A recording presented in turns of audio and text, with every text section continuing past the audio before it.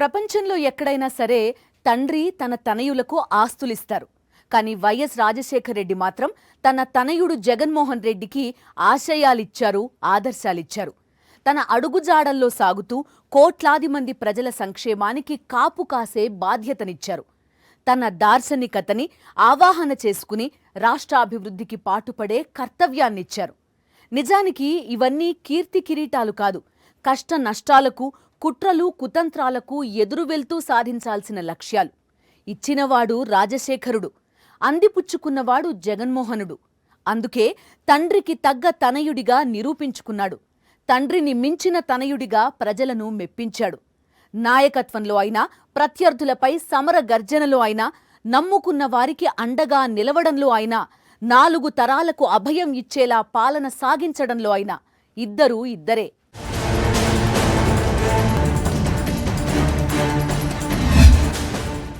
తెలుగు ప్రజల గుండెల్లో చెరగని సంతకం వైఎస్ రాజశేఖర్ రెడ్డి. పెద్దాయన లేని లోటును జనరంజక పాలనతో మరిపించిన ఆయన ప్రతిరూపం వైఎస్ జగన్మోహన్ రెడ్డి. సంక్షేమానికి నాన్న 2 అడుగులు వేస్తే తనయుడు 4 అడుగులేశారు. విజన్ అంటే చంద్రబాబు చేసే వంచక పాలన కాదని వైఎస్ఆర్ నిరూపిస్తే, నాన్న దార్శనికతని గడప గడపలో ఆవిష్కరించాడు ఈ కుమారుడు. రాజకీయాల్లో విశ్వసనీయత, విలువలకు మహానేత ప్రాణం పోస్తే, ఆ ఆదర్శాలను ఎవరూ అందుకోలేనంత ఎత్తుకి తీసుకెళ్లిన తనయుడు జగన్. అభివృద్ధికి, సంక్షేమానికి వైఎస్ఆర్ తనదైన ముద్ర వేస్తే, ఆయన అడుగుజాడల్లో సాగుతూ తండ్రి కన్నా 4 అడుగులు ఎక్కువే వేశాడు ఈ తనయుడు. YS Rajasekhar Reddy, YS Jaganmohan Reddy. వీళ్ళిద్దరూ తరానికొకరు కాదు, తరతరాల తలరాతలను మార్చిన దార్శనికులు.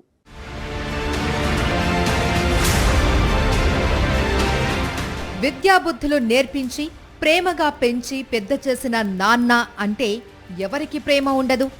గుండెల నిండా నాన్న రూపమే ఉంటుంది. తనను ప్రయోజకుని చేసిన నాన్న రుణం తీర్చుకోవాలి అని తనయులు అనుకుంటారు. నాన్నపై ప్రేమ అంటే నాన్న ఎవరిని ప్రేమించారో వారిని కూడా ప్రేమించగలగడమే. దివంగత ముఖ్యమంత్రి వైఎస్ఆర్ చదువుకునే రోజుల నుంచే సాటి మనిషిని ప్రేమించడం అలవర్చుకున్నారు.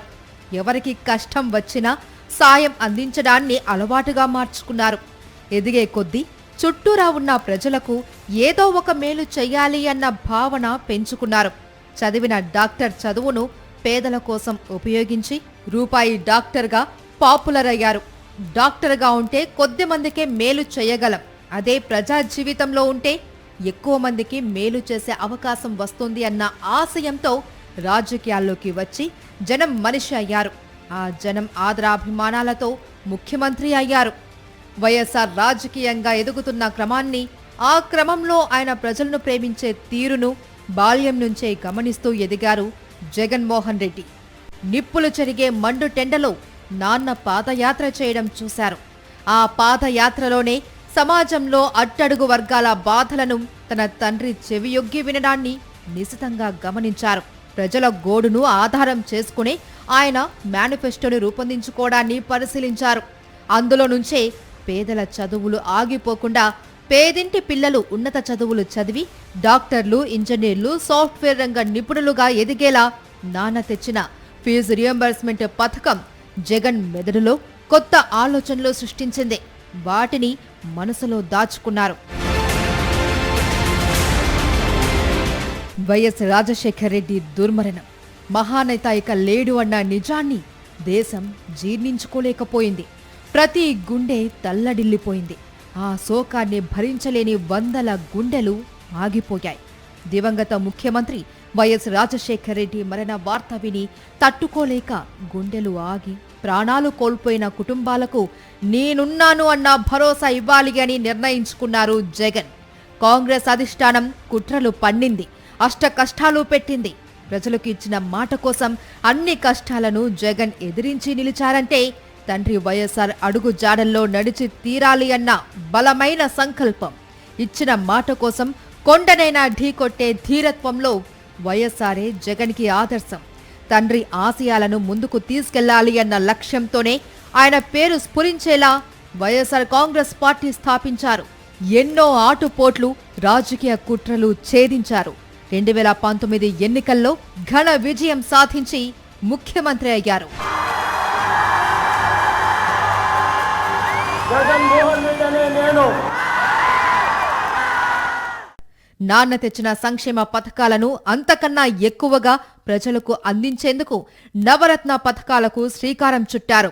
వైఎస్ఆర్ ఫీజు రియంబర్స్మెంట్ ద్వారా చదువుకొనలేని లక్షలాది మందికి ఉన్నత చదువులు చదివే భాగ్యం కల్పించారు. కోట్లాది మంది పేదల ఇళ్లల్లో పిల్లలకు మంచి చదువులు అందాలి అంటే, పేద విద్యార్థులు ప్రపంచాన్ని శాసించాలి అంటే ఫీజు రియంబర్స్మెంట్ ఒక్కటే సరిపోదు అని జగన్ భావించారు. అందుకే అమ్మ ఒడి అనే అద్భుత పథకాన్ని ప్రారంభించారు.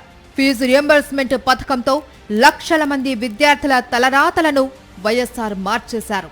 జగన్ అంతకు మించిన సంకల్పం చేశారు.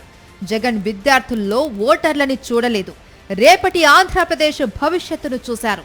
అందుకే 5 ఏళ్ల పాలనలో ఒక్క విద్యాశాఖలోనే 73,000 కోట్ల రూపాయలు ఖర్చు చేశారు.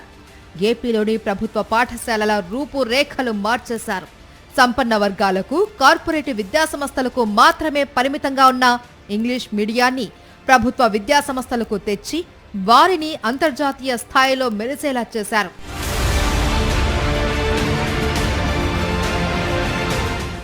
ట్యాబ్లు ఇవ్వడం, డిజిటల్ క్లాసులతో ఏపీ ప్రభుత్వ పాఠశాలలు ఆగిపోలేదు. విద్యార్థులకు భాషపై భయం పోగొట్టేందుకు బైలింగ్వల్ పాఠ్య పుస్తకాలను సైతం అందించారు.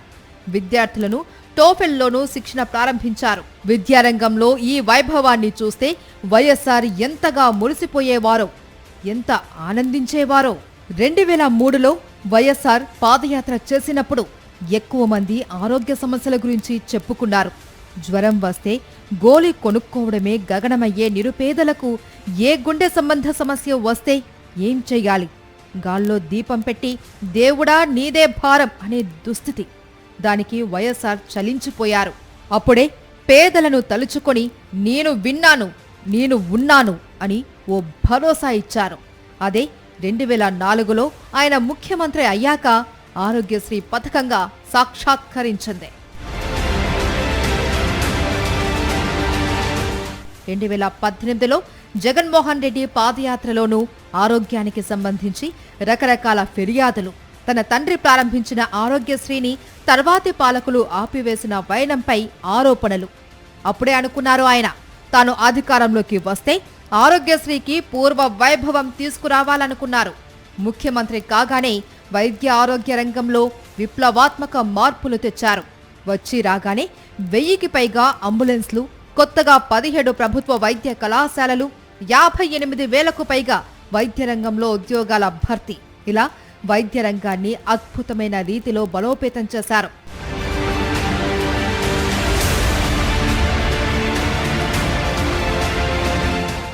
కరోనా సమయంలో ప్రపంచం ఆశ్చర్యపోయే రీతిలో కరోనా కట్టడికి చర్యలు తీసుకొని పేదలకు అద్భుతమైన వైద్యాన్ని అందించడమే కాకుండా వారి ఆలన పాలన ప్రభుత్వ పరంగా చూసుకున్నారు. జగన్మోహన్ రెడ్డి ముఖ్యమంత్రిగా బాధ్యతలు స్వీకరించే నాటికి ఆరోగ్యశ్రీలో ప్రొసీజర్స్ సంఖ్య కేవలం 1059 మాత్రమే. పేద మధ్యతరగతి ప్రజల ఆరోగ్యంపై ప్రత్యేక దృష్టి పెట్టిన వైఎస్ జగన్ ఆ ప్రొసీజర్స్ సంఖ్యని 1059 నుంచి 3257కు పెంచారు. చికిత్సకు 1000 రూపాయలు దాటితే చాలు, అది ఆరోగ్యశ్రీ పరిధిలోకి వచ్చేస్తుంది. అలానే నెట్వర్క్ ఆసుపత్రుల సంఖ్య 2309కి పెంచారు. కేవలం ఏపీలో మాత్రమే కాదు, హైదరాబాద్, బెంగళూరు, చెన్నై నగరాల్లోనూ 204 ఆసుపత్రుల్లో ఆరోగ్యశ్రీ సేవలు అందుబాటులో ఉన్నాయి. ఎంత పెద్ద వ్యాధి అయినా సరే, దానికి ఎంత ఆధునికమైన చికిత్స అవసరమైనా సరే వైద్యం ఉచితంగా అంది తీరాల్సిందేనని వైఎస్ జగన్మోహన్ రెడ్డి ఆరోగ్యశ్రీ పరిమితిని ఏకంగా 25 లక్షల రూపాయలకు పెంచారు. ఉద్దానంలో అద్భుతమైన కిడ్నీ ఆసుపత్రిని నిర్మించడమే కాకుండా 100 కోట్ల రూపాయలు ఖర్చు చేసి సుదూర ప్రాంతం నుంచి ఉద్దానానికి రక్షిత మంచినీటిని తరలించి ఇంటింటికి తాగునీరు అందించారు. సంక్షేమమంటే పథకాల ప్రకటనలు మాత్రమే కాదు, కోట్లాది మంది ప్రజల జీవితాల్లో కనీ విని ఎరుగని మార్పులు తీసుకురావడమనే వైఎస్ఆర్ నమ్మారు, జగన్ నమ్మారు. ఇద్దరూ తమ చేతల్లో అదే చేసి చూపించారు. మండే ఎండలను వాళ్ళిద్దరూ లెక్క చేయలేదు. ఎందుకంటే చంద్రబాబు పాలనపై భగ్గుమంటోన్న ప్రజల గుండెమంటని చూశారు. జోరు వానలోనూ వాళ్ల యాత్ర హోరు తగ్గలేదు. నీరుగారిపోయిన సామాన్యులకు భరోసా ఇచ్చుకుంటూ సాగారు. వణికించే చలిలో దుష్ట పాలనకు చెమటలు పట్టిస్తూ సాగింది వాళ్ల యాత్ర. నిస్సత్తువలో మునిగిపోయిన నిర్భాగ్యులకు నేనున్నానంటూ అభయం ఇచ్చారు. సృష్టిలో సమస్తాన్ని తనలో కలుపుకుపోయే కాలమే వాళ్ళిద్దరి పట్టుదలని చూసి నివ్వెరపోయింది.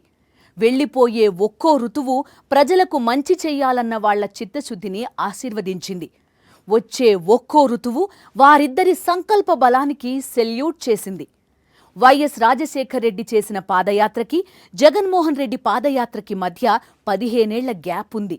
కానీ ఇద్దరి పాదయాత్రలు దేశ రాజకీయాల్లో మహోన్నత చరిత్రకి శ్రీకారం చుట్టాయి. తెలుగు ప్రజల తలరాతలను మార్చాయి. ఎందుకంటే ఇద్దరూ ఇద్దరే.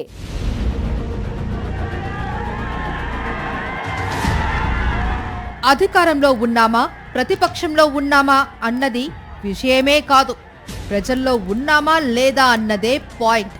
ప్రజల గుండెల్లో చోటు దక్కిందా లేదా అన్నదే ముఖ్యం. వైఎస్ రాజశేఖర్ రెడ్డి ఫిలాసఫీ ఇది. జగన్మోహన్ రెడ్డి నమ్మింది, ఆచరిస్తోంది ఇదే. ఇద్దరూ ప్రతిపక్ష నేతగా ఉన్నా, ముఖ్యమంత్రి హోదాలో ఉన్నా ప్రజల్లోనే, ప్రజలతోనే ఉన్నారు. అందుకే ప్రజా నాయకులయ్యారు. ఇద్దరి జీవితాల్లో పాదయాత్రకి కీలకమైన స్థానం ఉంది. అధికారం చేపట్టడానికి ముందు ప్రజాక్షేత్రాన్నే ప్రయోగశాల చేసుకుని జనహితమే మూల సూత్రంగా పాలనా విధానాన్ని రచించుకున్న నాయకుడు డాక్టర్ వైఎస్ రాజశేఖర్ రెడ్డి.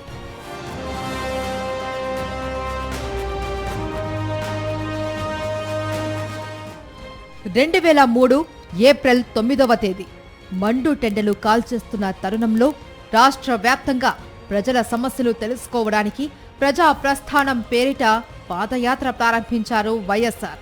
చేవెళ్లలో పెద్ద బహిరంగ సభతో ప్రారంభమైంది ప్రజా ప్రస్థానం. వైఎస్ఆర్ని దగ్గరగా చూడాలి అని, కరచాలనం చెయ్యాలి అని, కష్టాలు చెప్పుకోవాలి అని గ్రామాలకు గ్రామాలు కదలి వచ్చాయి. దారి పొడుగునా కనిపిస్తున్న ప్రజల ఆవేదనకు ఆయన చలించిపోయారు. ఈ యాత్రలోనే నిరుపేదల కష్టాలు, కన్నీళ్లు తడిమారు. వారి గుండె చప్పుడును తన మనసొగ్గి విన్నారు. రాత్రి బస చేస్తున్న గ్రామాలలో కొందరు పెద్దలు ఆయన వద్దకు వచ్చి అక్కడ ఏసీ సౌకర్యం ఉన్న ఇల్లు ఉందని ఆహ్వానించినా సున్నితంగా కాదని జనం మధ్య పడుకునేవారు. మండే ఎండలను లెక్క చేయకుండా నడిచారు. బాబు పాలనపై భగ్గుమంటున్న ప్రజల గుండె మంటని చూశారు. జోరు వానలోనూ యాత్ర హోరు తగ్గలేదు. నీరుగారిపోయిన సామాన్యులకు భరోసా ఇచ్చారు. వణికించే చలిలో దుష్ట పాలనకు చెమటలు పట్టిస్తూ సాగింది యాత్ర. నిస్సత్తువులో మునిగిపోయిన నిర్భాగ్యులకు నేనున్నానంటూ అభయమిచ్చారు. ప్రజలకు అప్పటికే అర్థమైపోయింది ఇదేదో సాధారణ పాదయాత్ర కాదని. తెలుగు నేలపై రాజకీయ చిత్రాన్నే సమూలంగా మార్చేయబోతున్న ప్రజా ప్రస్థానమని. రైతుల కష్టాలు తెలిసిన నేత కాబట్టే 2004లో సీఎంగా ప్రమాణ స్వీకారం చెయ్యగానే ఉచిత విద్యుత్తు ఫైలుపైనే వైఎస్ఆర్ తొలి సంతకం చేశారు.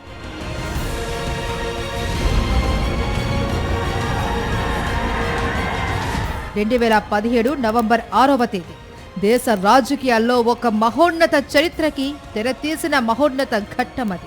ప్రజల గుండె చప్పుడు వింటూ దగాపడ్డ జనాలకు ధైర్యం చెబుతూ చంద్రబాబు ప్రభుత్వ దౌర్జన్య కాండపై ధర్మయుద్ధం ప్రకటిస్తూ వైఎస్ జగన్మోహన్ రెడ్డి ప్రజా సంకల్ప యాత్ర మొదలైంది. నాటి చంద్రబాబు కర్కస పాలనలో బరువెక్కిన ప్రజల హృదయ ఘోష వినడానికి వైఎస్ జగన్మోహన్ రెడ్డి వేసిన అడుగులు అవి.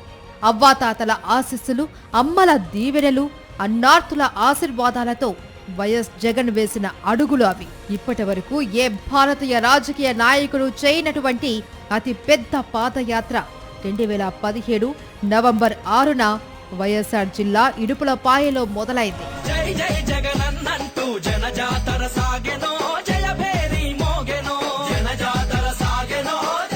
134 శాసనసభ నియోజకవర్గాలు, 231 మండలాలు, 2516 గ్రామాల మీదుగా 341 రోజుల పాటు 3648 కిలోమీటర్లు సాగిన పాదయాత్ర నిరుపేదల తోడుంటివి, నిర్భాగ్యుల నీడంటివి, మీకోసమే నేనంటివి, మీలో నేనొకడంటివి. రాజు నీవే, మా రాజు నీవే, ఆశవు నీవే. 124 సభలు, 55 ఆత్మీయ సమ్మేళనాలు, ఇలా అనితర సాధ్యమైన రీతిలో సాగిన ప్రజా సంకల్ప యాత్రే ప్రజా వ్యతిరేక విధానాలు అవలంబిస్తున్న చంద్రబాబు ప్రభుత్వాన్ని పాతరేసింది. ముఖ్యమంత్రిగా ప్రమాణ స్వీకారం చేసిన వెంటనే పింఛన్లను 1000 రూపాయల నుండి 2250 రూపాయలకు పెంపొందించడానికి సంబంధించిన ఫైలుపై తొలి సంతకం చేశారు.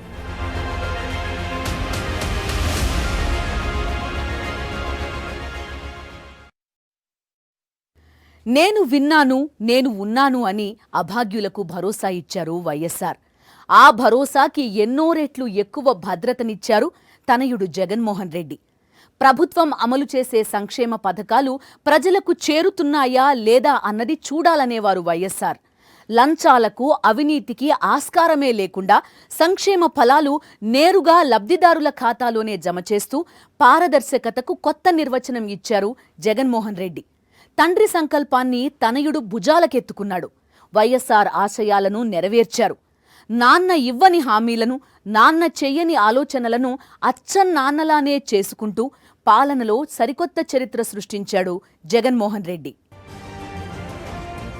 ఆర్థిక సంస్కరణలు, ప్రపంచీకరణలు మూడో ప్రపంచ దేశాలను అతలాకుతలం చేశాయి.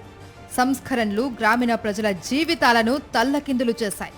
అందుకే ఆర్థిక సంస్కరణలకు హ్యూమన్ ఫేస్ ఉండాలి అన్న మానవతా దృక్పథపు వాదనలు వచ్చాయి. అయితే మెజారిటీ పాలకులు సంస్కరణలకు సై అన్నారే తప్ప పేదల పరిస్థితి ఏంటి అన్నది పట్టించుకోలేదు. వైఎస్ఆర్ దీన్ని దృష్టిలో పెట్టుకుని అభివృద్ధికి సమాంతరంగా సంక్షేమం ఉండాలి అని సిద్ధాంతీకరించుకున్నారు. ఆ సిద్ధాంతాన్ని మంత్ర పుష్పంగా భావించారు. అందులో నుంచే ఎన్నో సంక్షేమ ఆలోచనలకు పురుడు పోశారు. ఏ రాజ్యం బాగుండాలన్నా అందులోని రైతు కంట సంతోషం ఉండాలి అనేవారు వైఎస్ఆర్. అందులోనూ వ్యవసాయ ప్రధాన దేశమైన భారత్ వంటి దేశాలలో వ్యవసాయానికి పాలకులు సాయం అందించకపోతే అంతకన్నా దుర్మార్గం మరోటి ఉండదనేవారు.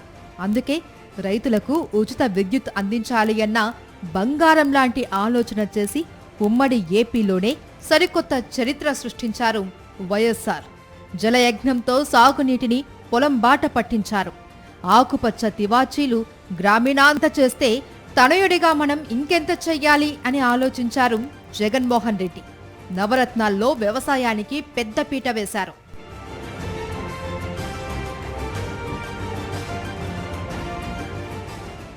రైతుకు పగటిపూటే 9 గంటల ఉచిత విద్యుత్తును అందిస్తున్నారు. ఏటా వ్యవసాయానికి పెట్టుబడిగా 12,500 రూపాయల మొత్తాన్ని రైతు భరోసాగా అందిస్తున్నారు. రైతులకు నాణ్యమైన విత్తనాలు, ఎరువులు అందించడంతో పాటు రైతులు పండించిన పంటకు గిట్టుబాటు ధర కల్పించి కొనుగోలు చేసేందుకు రైతు భరోసా కేంద్రాలు ఏర్పాటు చేశారు. ప్రకృతి వైపరీత్యాలతో పంట నష్టపోతే శరవేగంగా నష్టపరిహారం అందించారు. ఉచిత పంట బీమా అందించారు. పాలన ప్రజలకు చేరువ చెయ్యాలి అనేవారు వైఎస్ఆర్. జగన్మోహన్ రెడ్డి గ్రామ సచివాలయ వ్యవస్థతో ప్రభుత్వాన్ని ఏకంగా ప్రజల గుమ్మం ముందుకు తీసుకువెళ్లారు. వైఎస్ఆర్ హయాంలోనే హైదరాబాద్లో ఐటీ రంగం శరవేగంగా అభివృద్ధి చెందింది. తండ్రి స్ఫూర్తితో ఐటీ రంగంలోనూ వైజాగ్ కేంద్రంగా అద్భుతాలకు తెరతీశారు నాటి సీఎం జగన్. ఐటీ ఇన్ఫ్రాను ప్రోత్సహించే క్రమంలో డిజైన్ చేసిన బీచ్ ఐటీ కాన్సెప్టుతో ఆకర్షితులై ఇన్ఫోసిస్, టెక్ మహీంద్రాతో ఎన్నో కంపెనీలు వైజాగ్కి జై కొట్టాయి. సాయం చేసినట్టు నటించడం, మాటిచ్చి మోసం చెయ్యడం వైఎస్ రాజశేఖర రెడ్డి దగ్గర కనిపించని అంశం. ఈ విషయంలోనూ జగన్ది తండ్రి మాట తండ్రి బాట మాత్రమే కాదు, అంతకు మించి అన్న తరహాలో వ్యవహరించడం జగన్ నైజం.